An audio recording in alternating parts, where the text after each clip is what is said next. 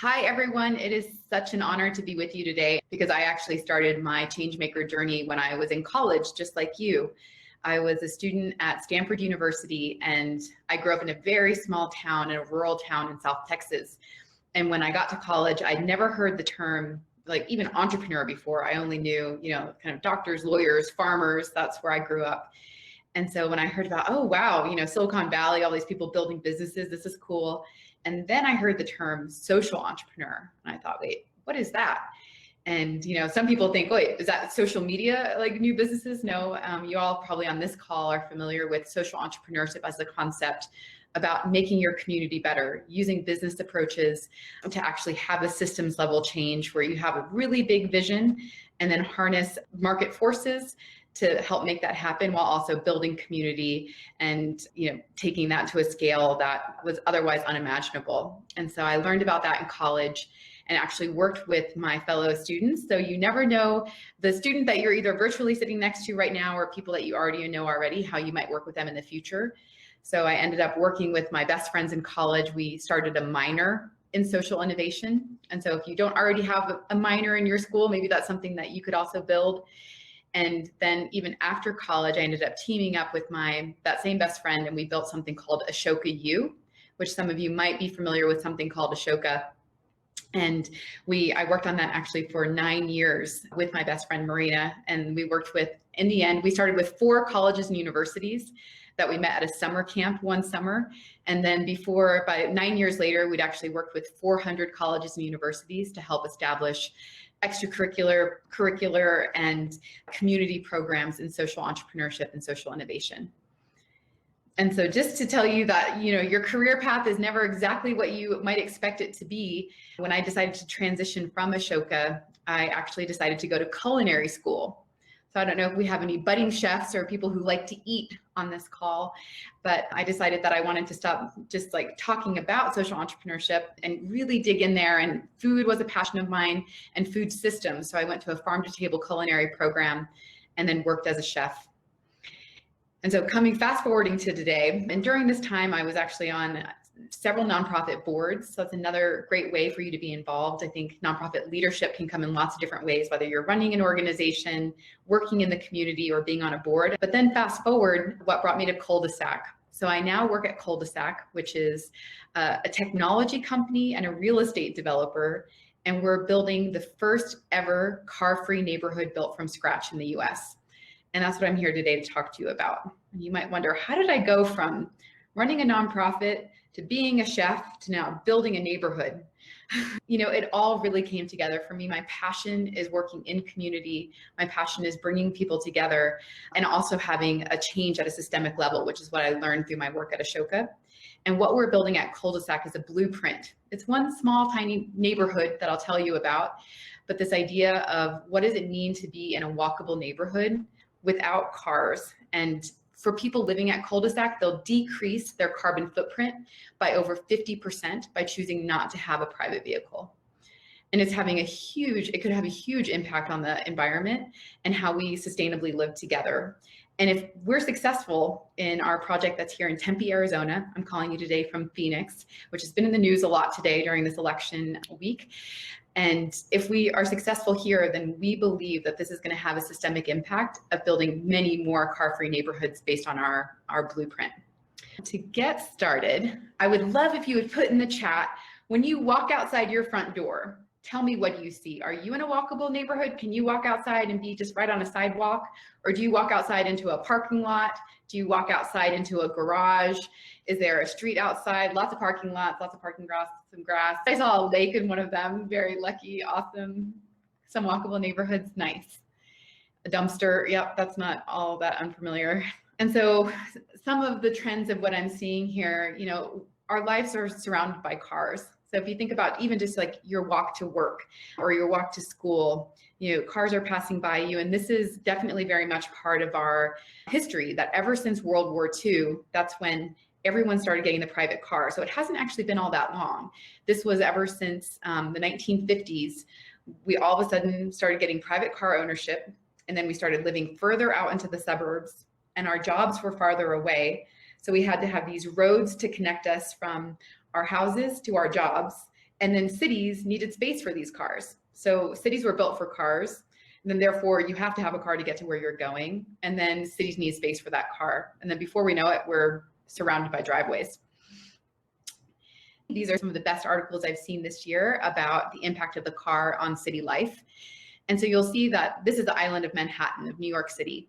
And if you added up all of the space devoted to cars in New York City, you would have 4 times as large a Central Park. So that whole tip end of New York would be entirely devoted to cars if you were able to put them together. So what does that look like? When you walk out your front door, you got cars, and some more cars. And you're like, okay, could it look different? And so here's an example of, some different types of city designs. And this one, that eliminating parking could create more bike lanes, more crosswalks, make it more easy, more safe to walk around, actually enjoy your neighbors, and to spend some more time outside. And so I really recommend seeing this whole article, because the whole thing is a scrolly telling look into the future of what it would look like to not have cars. Here's another example from the article. So here's, a basic highway that I'm sure we've all seen in our lives. And then, but what if it looked just a little bit different? What if our city design considered bicycle lanes for getting around, more greenery? How might that change our patterns and how we move and how we live? And so the company that I work with, Cul-de-sac, that's what we're trying to do, that we want to escape the car dependency trap. And so instead of making cities for cars, we ask the question, what if you made cities for people? And this is something that I'd recommend to all of you as young, budding social innovators, is to start asking questions, even if people think you're a little crazy, like, what if? And then what if you didn't need a car? But these days, I'm sure everyone on this call has used Uber or Lyft. You've probably even used a car share, a car rental, bicycles, scooters, anyone e-scooters. I'm a big e-bike fan myself. And so there's lots of different ways to get around, but real estate hasn't really taken into account all these new ways of getting around. But if we did that, then instead of having all the space for a car, we could use that space for more housing, especially in areas where there's a lack of housing, more retail, so more places to shop, have coffee, enjoy time with your friends.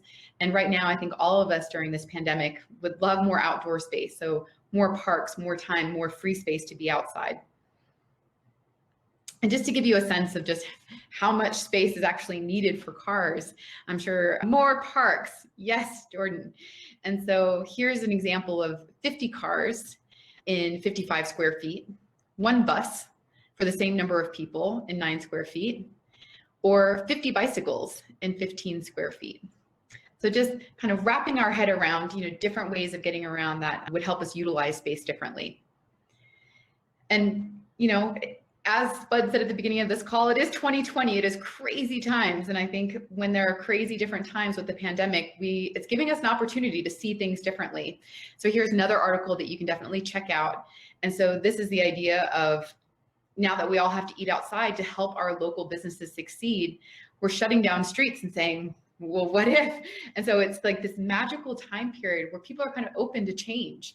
I think I've heard never lose a good crisis to an opportunity. This is definitely a crisis.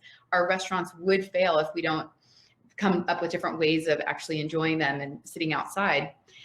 And so if you go to the culdesac.com website to our blog, you can link right to this. We've actually started mapping a map across the country of car-free streets. So ever since the pandemic began, there's been healthy streets and slow street initiatives all across the country. So here's one in Utah, no car, no problem. This was over in Oakland, healthy streets initiatives. So this is actually a movement that's happening now across the country. And our company is now tracking that movement to say, what if community members like yourselves actually consider doing something different with streets to make communities stronger? And so what is placemaking? So those are essentially examples of placemaking, and it's terminology in urban design, and the term means to reimagine or reinvent public spaces. And what happens when you do that? You can strengthen the connection between yourself and the place where you live.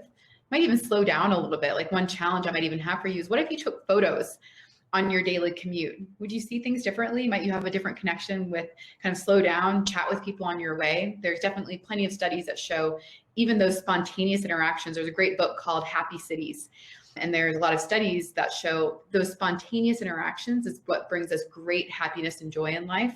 But if we're constantly in our car, we don't really have that time for those to slow down for those connections. We can actually use space better. So one time, maybe if you see, broken down lot that's not being used very well, can you ask the question, what would be the maximum use of this space? What would be the best way to utilize this for our neighborhood and our community's enjoyment? And then talk to people. What would it look like to change the physical, cultural surroundings, but taking into account the cultural and social identities of the people in that place, in the history of that place? I love this great quote. Think about some of your favorite spots. I'd love for you to put in the chat. Do you have a favorite place? Like, what's your go-to place? So like a coffee shop that you love? Is there a town that you love to visit because it feels maybe walkable? It's got character, it's got scale. Yeah, Israel, your favorite coffee shop. I've definitely heard that Israel has amazing walkable areas. Feel free to chime in there if anyone has other ideas. Aruba, Amsterdam, great, amazing place. A boba shop. Yeah, so just imagine that place in your mind. Like, what is it that makes you love it? Like, what is it? The colors, the smells, the people you can talk to. And so this is something that we can think about in our day-to-day life. And so coming back to cul-de-sac for a moment, what if they say it can't be done? So you go to your city council and you say, you know what? I want to start this walkable street. I want to shut it down just for bicycles. And your mayor says, like, no way. You've got, 10 different regulations that you need to go through. It might take a long time to do this. It takes a lot of money to do this. And that's exactly what happened with cul-de-sac when we had this idea. People said it would be impossible to build a car-free neighborhood from scratch, especially in a place like Arizona that is so car-centric. But instead, we kind of threw the idea out there and said, once again, what if we did this? And we started getting tons of demand across the country, people who wanted to move from all across the US to say, yeah, I want to do things differently. And so we were able to build a relationship with the city. So building relationships are really key and very important to understand what's there before and what can be done differently. So we worked with the mayor, we worked with the city council, we brought experts on. So our team works in partnership with developers who, have a lot of experience developing, real estate in the area, and also with investors who really understand about real estate investing. And we scoured the area for the best plot of land, and then we were able to actually border, like barrier by barrier, basically break down what needed to get done. And now we're really proud to say that we've broken ground on what's going to be 1,000 resident car-free neighborhood that's going to be integrated with the light rail, integrated with Uber, Lyft, car share.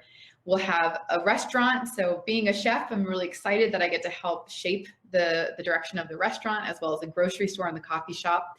And we'll also have a co-working space now for remote work, and tons of outdoor space, given the happiness and quality of life that brings to have that outdoor space. I don't know, has anyone here been to the Phoenix area? Type in the chat if you've been to Phoenix. Would love to hear if anyone's been. And if not, I am extending my invitation to you right now. Whenever we're all comfortable traveling again, would love to have you. And if you were to fly into Phoenix, you would fly into number 8 on this map. And so this black line going through the map is the Phoenix light rail.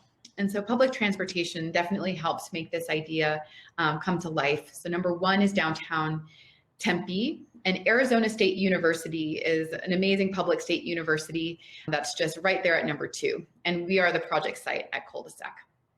17 acres that we were able to get. So we're still under construction. It doesn't quite exist yet, but we've just taken down the last building. Number 1 is our light rail. We've got 2 is a restaurant, 3 the grocery store, 4 is coffee and co-working.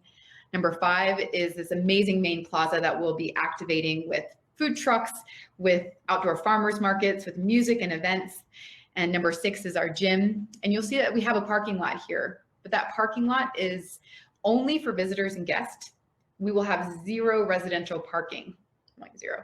So what does that mean? 0 residential parking. That means we're the first ever development in the country to have an agreement between the city and the developer for 0 residential parking. So residents who live here will choose to live car-free.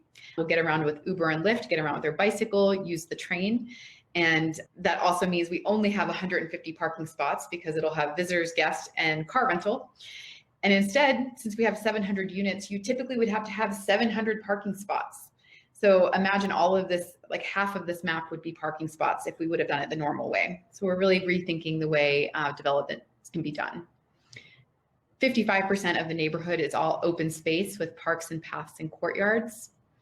And this gives you a sense of the rendering. So here are some renderings of the neighborhood, working with the city to create that beautiful bike lane. And there's the restaurant and coffee shop in the entrance.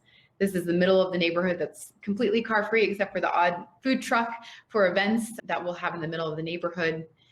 We have residential courtyards, which might look, I saw some of you lived on a college campus. Maybe I feel like people are really excited about this. They're like, oh, it'll be like being in college. I guess to actually know my neighbors and, you know, hang out around the fire pit together, barbecue together. And it's a pretty radical idea. We were actually just in the New York Times this last Sunday. And so I think Spud will also share this article in case you'd like to see it. So this article specifically features cul-de-sac and our neighborhood. We were in the front page of the Business Times. So it's been a pretty busy week for me, where people now from all over the country have said, you know, we want to join you and we want to be part of this movement. So we have founding residents from over 60% of the founding residents are from outside of Arizona, all coming here to do something different together. This is where I want to talk about co-creation. I think Spud's a master at this, but you can never create anything in a vacuum. You can't create anything without talking to people to understand how will they use it? What does it mean? How can we prototype some of these ideas? And so there's me.